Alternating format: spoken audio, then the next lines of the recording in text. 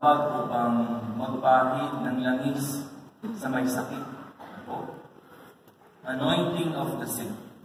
Kaya pumunta po ang pari sa ospital at nakita doon na mahina na yung pasyente at may oxygen po dito. Tapos medyo mahina na yung tunog ng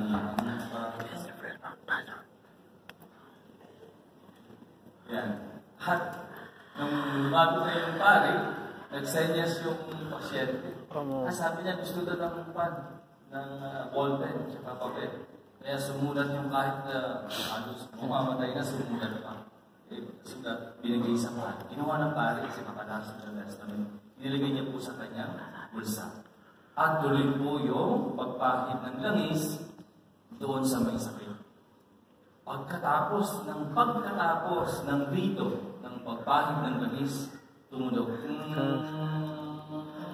Sabihin, patay na ang pasyente. Kaya, kinuha ng pari yung papel na nasulatan. Palagay doon sa sulat, Father, naapakan niyo po ang osa ng aking oxygen. Tapos na po ang walang kakwentang. Mga kapatid, sabi ng isang obispo, sabi niya, ang Diyos ay parang oxygen natin yan. Pag wala tayo sa Diyos, pag wala ang Diyos sa atin, tayo ay patay. Mga kapatid, sa ika-5 linggo ng Pasko ng Pagkabuhay, ating narinig ang mga pagbasa. Sa unang pagbasa, ating narinig ang pangalang Saulo. Gusto niya po na sumama doon sa komunidad ng mga nasa Jerusalem. Simula pa lang po, batang-bata pa ang komunidad ng mga Kristiyano.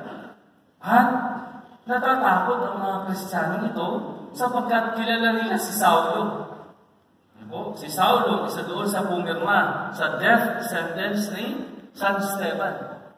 Kung saan, binato si San Esteban at namatay. Isa siya, sapagkat siya isang Pariseo. Ngunit, nung kanyang paglalakbay papunta sa Damasco, sapagkat humingi siya ng pahintulot sa high priest upang tugisin ang mga Kristiyanong ito, nagkaroon siya ng extraordinary experience. Sapagkat nang papunta siya sa Damasco, makita siya ng liwanag, nahulog siya sa kabayo, at narinig niya, Saulo, Saulo, bakit mo ako inuusig? Sino po kayo? Ako si Jesus. Katapos na nagkaroon siya ng pagbabago ng buhay. Pero kilala siya na inuusig niya ang simbahan. Kaya natatakot ang mga unang miyembro ng Kristiyano dito sa Jerusalem para tanggapin siya. Nag-i-espiya lang. Di po ba? Pero sabi ni Barnabas, ay hindi. Nakita niya ang Jesus at nakipag-usap at siya'y nagbago at nagpapahayag ng mabuting balita. Mga kapatid, po ang mensahe sa atin sa unang pagbasa. Ang sabi ni si Saulo ay naging Pablo. At ang sabi ni Pablo, ako ang pinakamakasalanan sa lahat ng kasalanan sapagkat inusig ko ang simbahan. Minsan mga kapatid, pag nakita natin, parang walang pag-asa na ang isang makasalanan. Parang wala nang pag-asa. Mga kapatid, ang mensahe ay meron pa. Kahit gaano kabigat ang pagkakasala, tulad ni Saulo, binibigyan tayo ng Diyos ng pagkakataon para magbago lang. Si San Pablo ang halimbawa. Marami pang halimbawa sa kwento ng simbahan. Ang isa sa mga famous dyan ay si San Agustin. Pangalawa, si San Francisco ng Assisi. Ngayon, si Shia LaBeouf. Yung isa sa mga main actor ng Transformer na naging Katoliko. Ang dami mga kapatid. Sana makita natin kahit kaano kabigat ang isa, kahit gaano makasalanan ng tao, ang grasya ng Diyos ay nag-uumapaw para sa pagbabago ng buhay. Pangalawa, ating narinig sa ikalawang pagbasa na ang sabi ni San Juan, na ang tunay na pag-ibig ay hindi lamang sa salita, kundi nakikita sa gawa. May minsan may pag-aaway ng mag-asawa tungkol dito. Sapagkat ang gusto ng babae, sabihin sa kanya lagi, araw-araw, I love you, honey. Pakitingnan nga po yung katabi. Kapatid. Asawa niyo po ba yan? Kasi pag-asawa niyo, siyempre sabihin mo, I love you.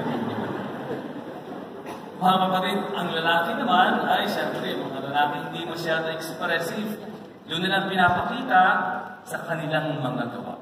Kaya minsan nag-aaway sila, hindi mo lang sinabi for 25 years. Hindi mo lang sinabi sa akin, I love you. Sa simula lang, yun ang niligaw ka pa. May mag-asawa na tayo, hindi mo lang sinasabi. Sabi naman ng lalaki, hindi mo ba nakikita?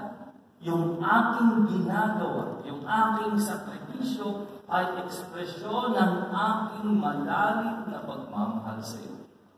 Pero sabihin ng babae, basta't sabihin mo. Hindi ginagawa ko mo. Kaya sa nag-aaway sila. Mga kapatid, ang sabi sa Juan sa ating dalawang pagbasa, nakikita ang tunay na pag-ibig sa mga.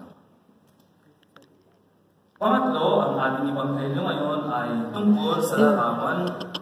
Napakilala ni Jesus ang kanyang sarili bilang puno ng umas. Noong nakaraang linggo, pinakilala ni Jesus ang kanyang sarili bilang mabuting pastor.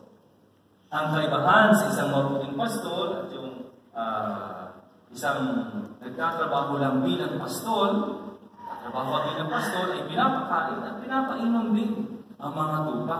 Pero ang mabuting pastor, hindi lamang pinapakain at pinapainom mga tupa, kundi mayroon silang relasyon, kilala niya ang kanyang mga tupa at kilala siya ng kanyang mga tupa.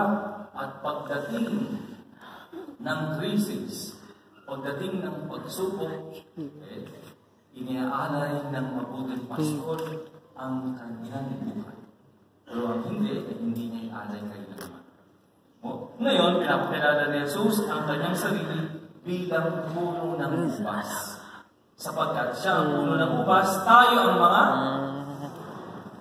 letter S, ha? Hindi letter D. Okay?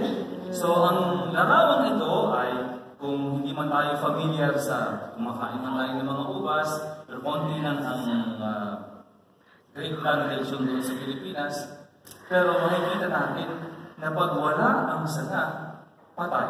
Diba? Sapagkat kailangan nakakabit ang sanga sa puno upang magkakaroon ng bunga.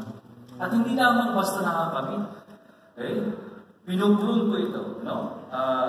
Pinuputol ang mga sanga ng konting-konti para magkaroon ng bunga. Kaya mga kapatid, ang mensahe ng ating Ebanghelyo ngayon ay lagi tayong nakakabit sa Diyos. At sabi nga sa panto ay, kailangan ang Diyos ay parang oxygen natin. Sapagkat, pag hindi tayo nakakabit, wala tayong maingat. Hindi tayo magbunga ng mabuti. Sapagkat, hindi tayo nakakabit kay Jesus. Amen?